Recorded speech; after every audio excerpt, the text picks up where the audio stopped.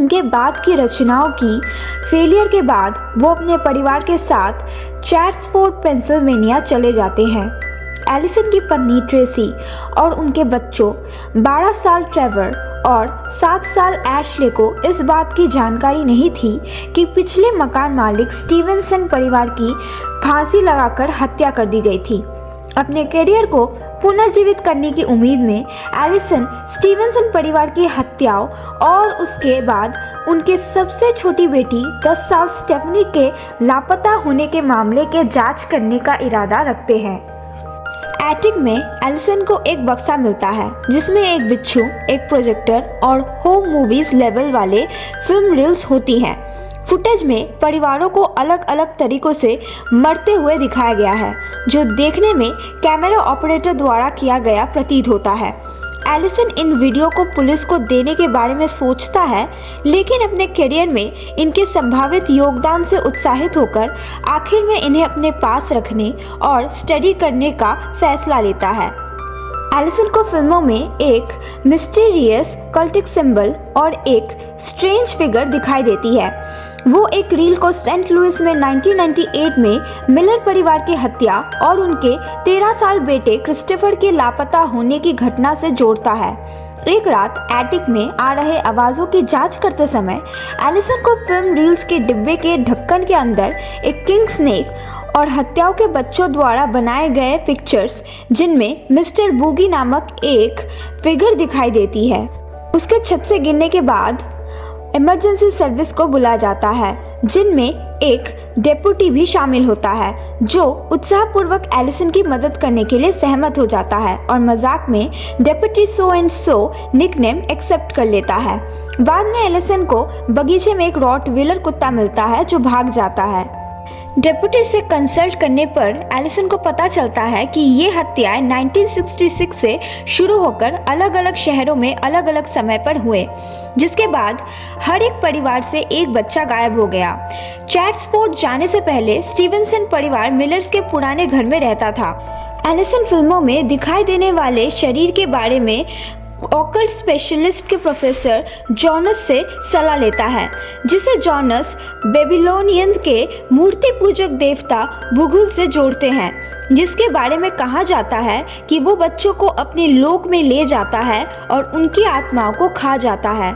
Jonas को शक है कि ये हत्याएं किसी एक हत्यारे का काम नहीं है, बल्कि किसी कल्ट की दीक्षा रस्म का हिस्सा है। एलिसन को दिखाई ना देने वाले भूतिया बच्चे घर में मंडराने लगते हैं।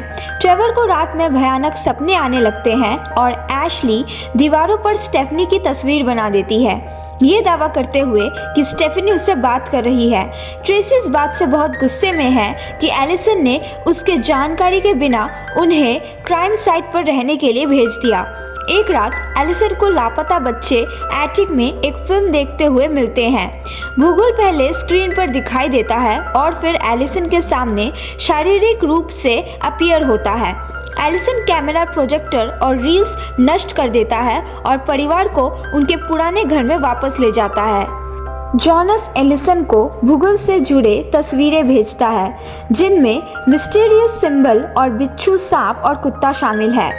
अर्ली क्रिश्चियंस मानते थे कि भूगोल के पिक्चर्स उसके लिए मॉर्टल दुनिया में एंटर करने और इन पिक्चर्स को देखने वाले बच्चों को वश में करने का दरवाज़ा बनाते हैं। एलिसन को अपने एटिक में प्रोजेक्टर और रील्स बिना किसी नुकसान के मिल जाते हैं। साथ ही एक नए रील्स भी मिलते हैं जिस पर एक्सटेंडेड कट एंडिंग्स लिखा होता है। डेप्यूटी ने एलिसन को बताया कि उसने एक पैटर्न का पता लगा लिया है। एक परिवार की हत्या के बाद अगला परिवार जो उस इलाके में रहने आता है वही अगला शिकार बनता है, लेकिन भागने के बाद ही मारा जाता है। भूत प्रेत उन्हें ऐसा करने के लिए प्रेरित करते हैं।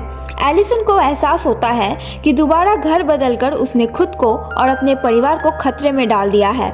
एक्सटेंडेड कट में हर हत्या के बाद लापता बच्चों को दिखाया गया है, जिससे पता चलता है कि वो भूगुल मिस्टर बूगी के प्रभाव में हत्याओं के दोषी हैं। चक्कर आने पर एलिसन को अपने कॉफ़ी मग में हरा अवशेष दिखाई देता है और बेहोश होने से पहले उसे एशली का एक नोट मिलता है जिस पर लिखा होता है, गुड नाइट पापा। जब वो होश में आता है तो खुद को ट्रेसी और ट्रेवर को बंधा हुआ और मुंह पर पट्टी बंधे हुए पाता है। पोजेस्ड एशली कैमरा लेकर आती है और घोषणा करती है कि वो एलिसन को फिर से मशहूर बनाएगी। फिर कुल्हाड़ी से उनके टुकड़े टुकड़े कर देते हैं और उनके खून से दीवारों पर पिक्चर्स और भूगोल का सिंबल बनाती है। प्रोजेक्टर पर उसके द्वारा की गई हत्याओं का फुटेज चल रहा होता है और वो फिल्म रील्स बॉक्स के ढक्कन पर उनके बॉडीज के चित्र बनाते हैं। भूगोल अपीयर होता है, एशली को क्लेम करता है और उसके साथ फिल्म में चला जाता है, संभावित उसकी आत्मा को खा जाता है। एशली की फिल्म के रील ऑसवाल्ड परिवार के एटिक में रखे फिल्मों के बक्से में शामिल हो जाती है, जिसका टाइटल है हाउस पेंटिंग 12। अंत में एक भयानक दृश्य में भूगोल का चेहरा अचानक स्क्रीन पर दिखाई देता है।